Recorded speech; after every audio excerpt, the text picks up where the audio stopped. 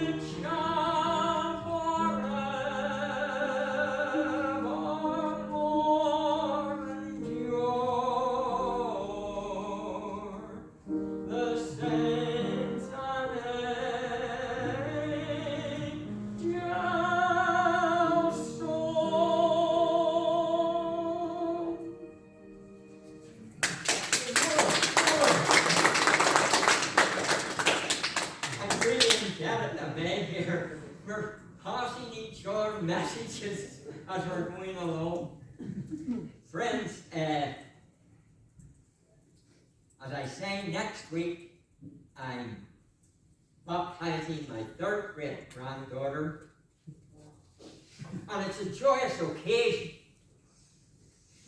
But like many joyous occasions, there can be an element of sorrow and tears. It's one of those occasions when you long for the touch of a vanished hand and the sound of a voice that's still. Thank God Audrey understands the situation, but it's almost 5 years now since I lost my wife. She's buried up in Victoria, and on her headstone there is the inscription, "Until then."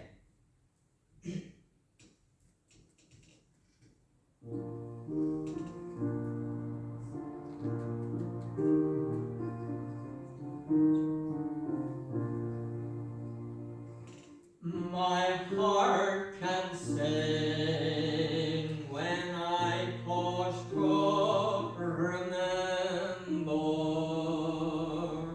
a heartache here is but a stepping stone along the trail that's winding always upward. This troubled world is not my final home. But until then, my heart will go on singing. Until then, with joy I'll carry on till the day my eyes behold the city. Until the day God calls me home.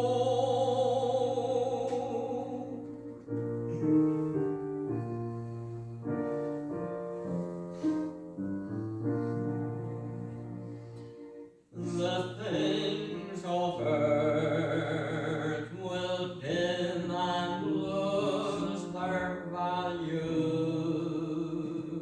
if we recall they're just borrowed for a while, and things of earth that cause the heart to tremble, remember there will only bring a smile. But until then, my heart will go on singing. Until then, with joy I'll carry on until the day my eyes behold the city.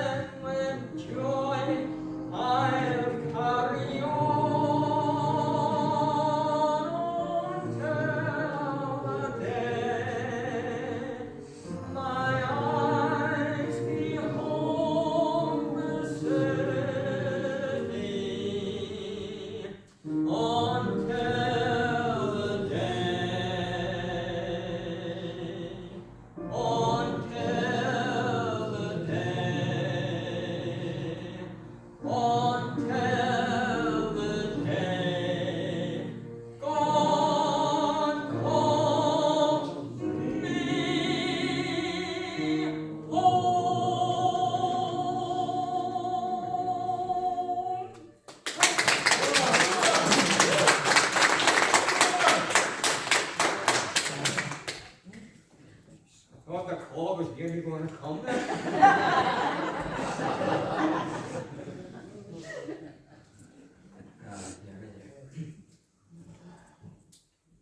Friends, the joke is so old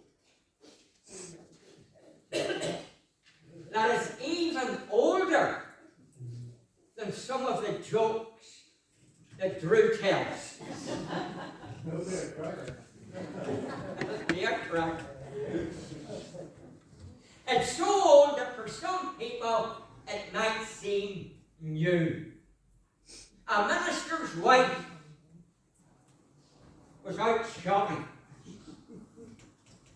and she saw this coat and it was lovely, but it was very, very expensive. And she looked at it, she tried it on, she took it off, she put it on again, she looked at the price. This was a lovely coat, and eventually she bought it. Even the dogs were going wild.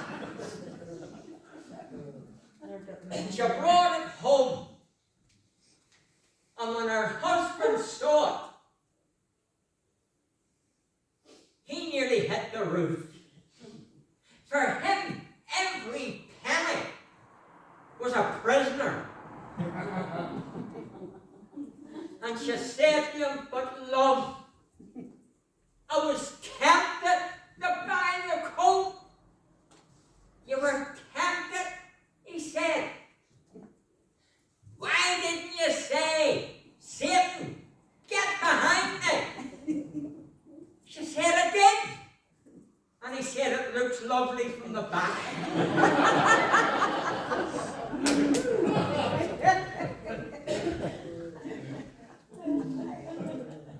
Friends, it's a stupid, ancient joke, but it makes the point that we are all interested in clothes. In fact, Mark Twain once said that a person is made up of body, soul, and clothes. And it's just a clumsy way of saying that our clothes say something about it. It's not altogether true, because at the end of the day, it's not by their suit, but it's by their fruit. You will know them. Nevertheless, our clothes can say something about it. Tonight, I want all of us to dress for success. Don't want us to dress to impress, but to dress for success. I want us to wear designer label clothes. Clothes that become us. Clothes that make us stand out in the crowd. In that New Testament lesson that Drew read earlier in the service, Paul says in Romans chapter 13 and verse 14, he mentions the basic garment. He says, "Put on the Lord Jesus Christ." Clothe yourselves with Christ. Think as Christ would have thought.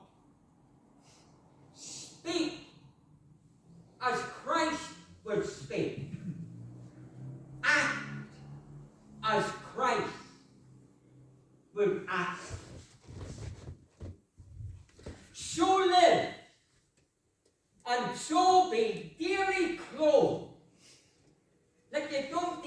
need to say you're a Christian. Look, it's written all over you. Put on the Lord Jesus Christ. For one thing, that word causes me to look backward. Here's a young man, an immoral young man, a wayward young man, a godless young man, a young man for whom his mother prayed constantly and prayed fervently, and he broke his mother's heart. He reduced her to tears time and time again by the life that he lived. Eventually, he decided to leave home. And like the prodigal son, he got whatever he could get, and he went off with some floozy.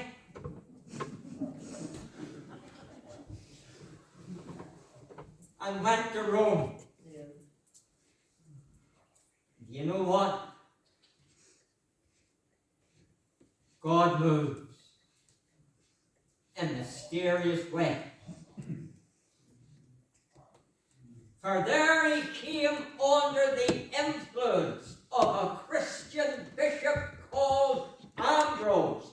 And this bishop was so clothed with Christ that his light just shone before men and caused them to glorify his Father, which is in heaven. Through his influence, this young man became ashamed of his filthy life. See, that always happens, friends. Look, the feast of this world always loses its time. It's only Jesus Christ who keeps the good wine until the last. It's only Jesus Christ, and when you walk with Christ, you find that it's like climbing one alpine peak after another. It just gets better step by step, moment by moment. Not what the world can get. This young man was ashamed of his filthy life. He seemed to be clothed in rags. And he was reading the epistles of the Romans in a garden. And his eyes lit on the words of verse 14. Put on the Lord Jesus Christ. And he read no further, because that word shone into his soul. And that young man, Augustine, in August 386 AD, was converted and became a new man through the grace of Jesus Christ, and faith and hope and joy filled his life. His mother wept tears, but they were tears of joy. Look, friends, parents, never stop praying for your children. Never stop praying for your grandchildren. Never stop praying for your great-grandchildren, because who knows what God might even now be doing at first Monica, Augustine's mother, thought he wasn't listening to her prayer. When the transforming grace of Christ changed the sexually immoral Augustine into Augustine the saint. He was walking down the street one day after his conversion, and a woman of the street was coming up and she saw him, and he saw her, and he turned and ran in the opposite direction, and she shouted after him, "Augustine, Augustine, it is I!" And he turned and looked back and said, "I know, but it's not I."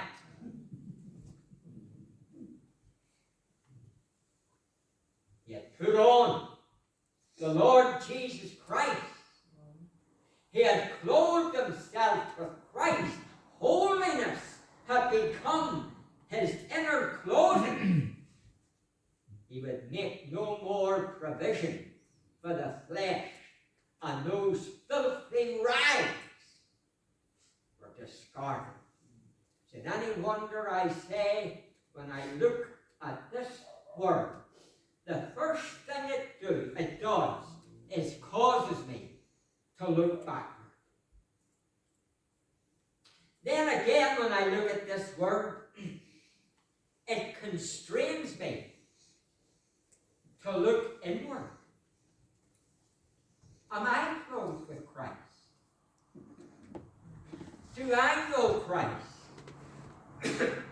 When people look at me, do they see in my attitudes, my actions, my total appearance, whose I am and who I serve? Have I put on the Lord Jesus Christ, not only initially, daily? Put on the Lord Jesus Christ. Paul in Colossians, and I'm Shankill Road.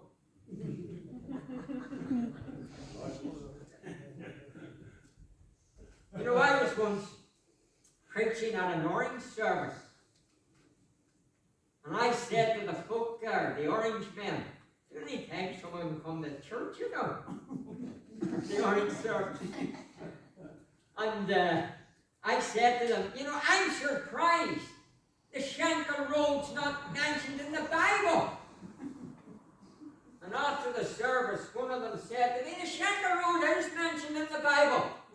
I said, "Well, where's it mentioned?" And he said that they just spell it differently. I said, "Well, what way do they spell it?"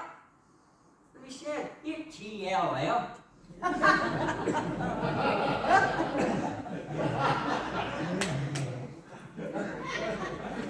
All right, now somebody keep calm.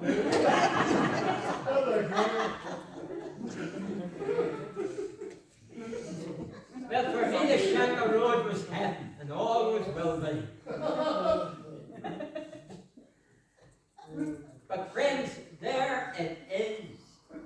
You've got to put on the Lord Jesus Christ, so that people, when they look at you, know whose you are. As I say, Paul in Colossians actually expands it a bit and says, here's what way you should clothe yourself every morning. This is the Christian's wardrobe. Not going to mention all the garments he mentioned, but I mention a few. Says Paul, put on kindness. That's a great garment. You know, when I meet people, I don't ask, are they intelligent or anything like that. Oh, Drew was talking about the BAs and the DDs and all the rest of it. You know what the LLD and DD and MLD stands for? Mersey goats and dozy goats and little lambs and lambs.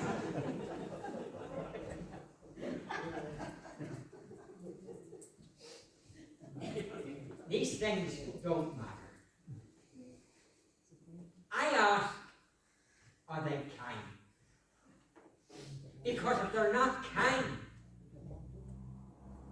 I'm glad to see them going, and I hate to see them coming. Put on kindness. There's so much rudeness in this world. I remember in the Falls Road, I was rushing to get the 3 hospitals before dinner time. And I had to get to the Manor and to the City and the hospital and the Royal. And I was at the Royal and I came out and I was just about to fly out in the car when a woman on the other side of the Falls Road, I was parked just at the college, and she shouted at me.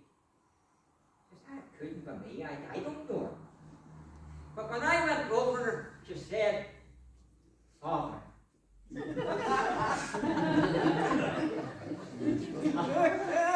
hadn't the heart to say I was from the Shankill Road. "Father, could you move this car for me? Could you back it in? I can't get it back in." No. And here was this big Volvo sitting in the middle of the Falls Road, and the cars were flying up and down. And I got into it and managed to get it back into place. And I never knew everybody on the Falls Road is religious. Do you know how I knew? Do you see every motorist that passed? They were all blessing me.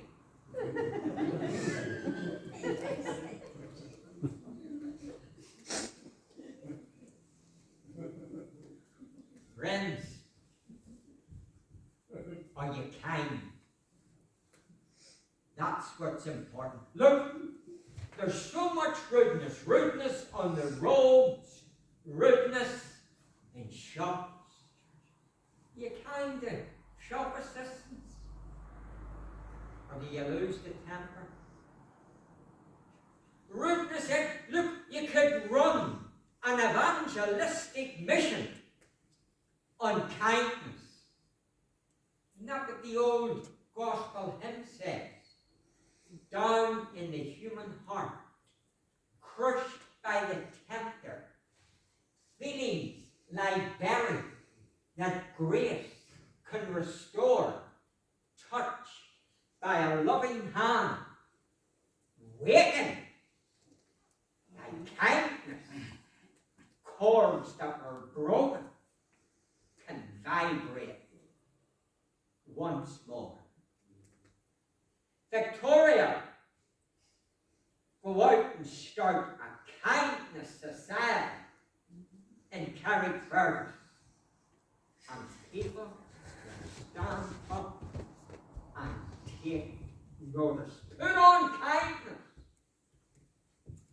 Then says Paul, put on patience. How patient are you? There's a young woman who says to me, I'm impatient. Now, wild horses will not draw from me her name. But she's an old Presbyterian anyhow, she wouldn't know any better. Put on patience. I'm reminded of the young boy who was down in Castle Court, and he was standing at the escalator, and he was watching the railings going round and round. And a steward came over and said to him, what's the matter, son? Are you lost? No, he said, I'm not lost. I'm waiting for my chewing gum to come back.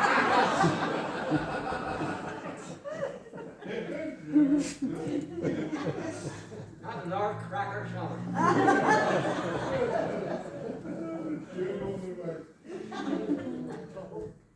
Friends, we're not good at waiting for our chewing gum to come back. When they introduced access cards into Britain, they used as their slogan, access takes the waiting out of wanting. We're not good at waiting.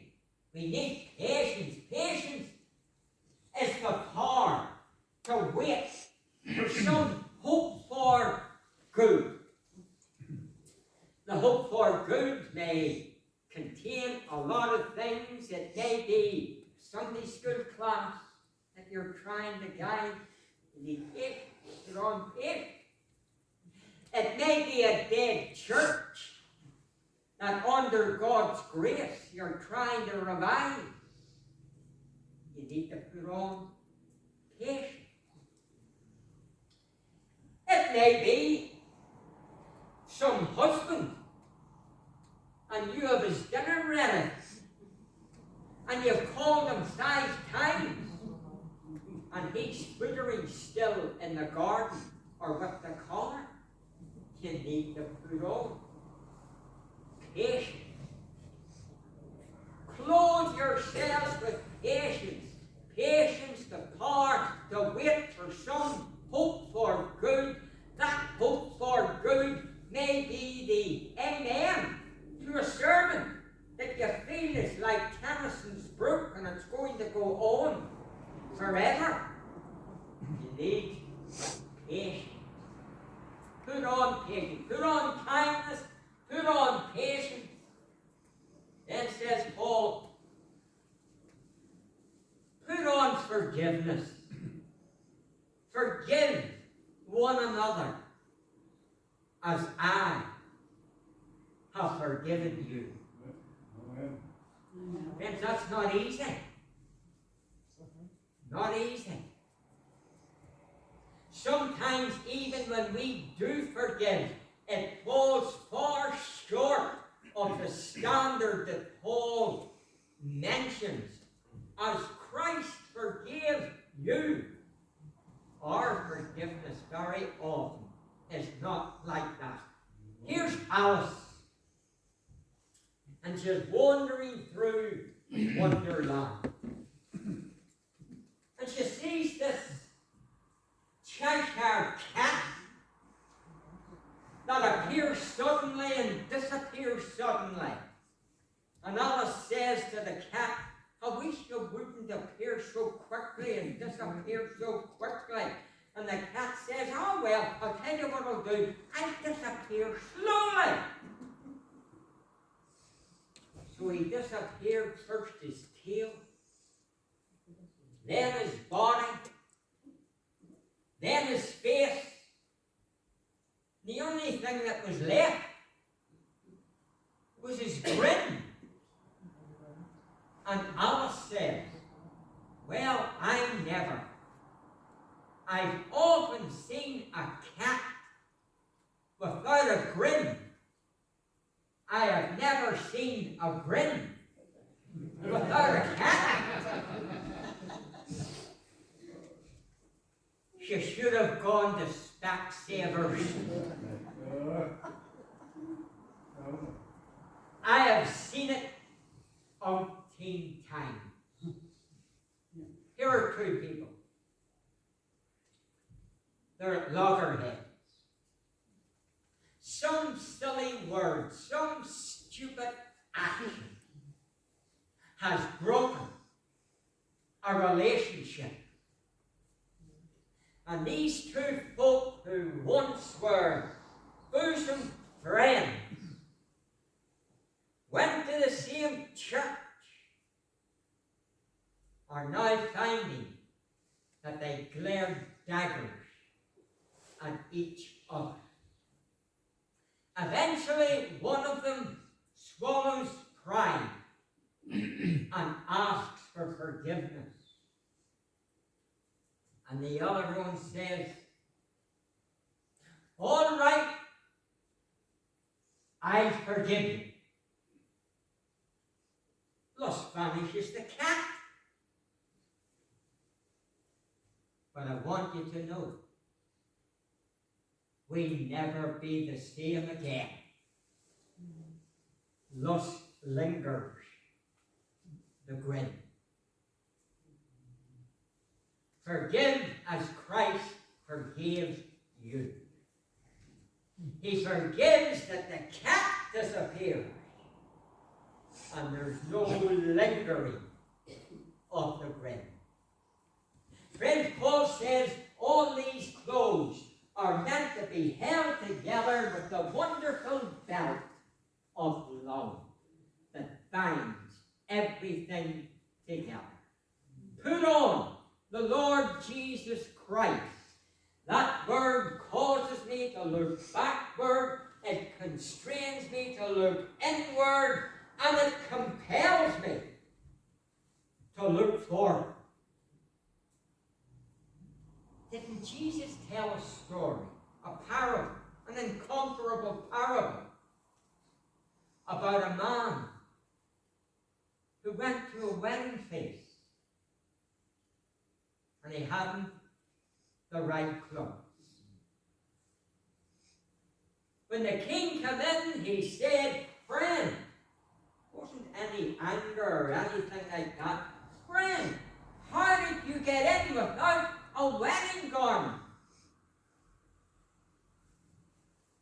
The man was speechless. I remember a man said to me, "You see, when I stand before God, I speak for myself." Oh, this man was speechless.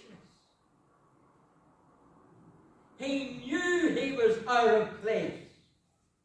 He felt out of place. He wasn't properly clothed. Friends, there come a day when we stand before God and we need to be properly clothed. I saw a pale illustration of this man in this parable. The Remembrance Day service in London at the Cenotaph. Margaret Thatcher was the Prime Minister at the time. Was showing you all the dignitaries round about the Cenotaph, and the camera rested on Michael Foot, the leader of the Labour Party, and who was possibly going to be the next Prime Minister. There he was at the Cenotaph, and the hair split in the middle and the tips nearly into his mouth. And he was wearing a duffel coat. It stuck out like a sore thumb. I have seen better dressed scarecrows than Michael Foot that day at the Cenotaph. How are you going to feel when you stand before God, clothed in your own righteousness? All will appear as filthy rags. Wesley underlines it. No condemnation now I dread. Jesus and all in him is mine, alive in him, my living head, and clothed in righteousness divine. Bold I approach the eternal throne and claim the crown through Christ, my own. Are you well clothed? Are you wearing designer labels? Have you put on the Lord Jesus Christ? All of eternity will depend on it.